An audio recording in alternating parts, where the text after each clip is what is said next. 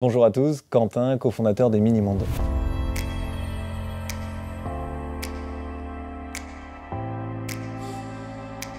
Et les Mini-Mondes, c'est un univers qui fait découvrir le monde aux enfants. On a créé des jouets en plastique recyclé made in France, des livres, des jeux de société. Aujourd'hui, en chiffres, les Mini-Mondes, c'est une vingtaine de personnes dans l'équipe.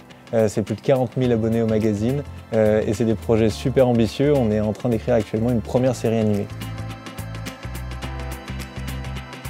Le déclic pour moi, ça a été de se dire je vais créer ma boîte. C'est ça qui a été le vrai déclic. J'ai après créé une première entreprise dans l'univers des jeux de société pour adultes.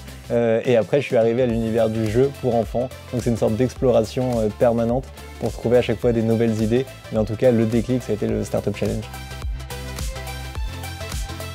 La force de MBWay, c'est d'avoir des intervenants qui viennent du monde professionnel et je pense que ça permet d'avoir des regards concrets, terrain et des regards avec beaucoup d'expérience et ça je pense que c'est une force dans la formation.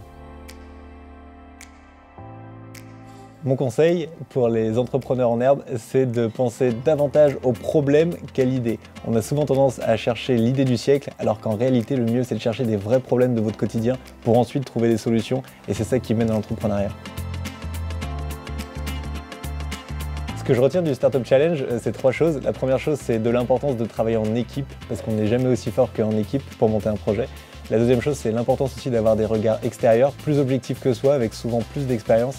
Et puis la troisième chose, c'est de suivre la bonne méthode, c'est-à-dire de l'idée à l'exécution du projet. Notre plus bel accomplissement, je pense qu'il y a eu beaucoup de choses. Franchement, il y a 3 ans, on aurait signé pour vivre une aussi belle aventure. Mais ce que je retiens, c'est un moment où on s'est vraiment engagé sur la partie associative du projet. Pour fêter les 35 000 abonnés, on a offert 35 000 carnets à une association. Un vrai geste, les Mini-Mondes, et ça m'a vraiment marqué.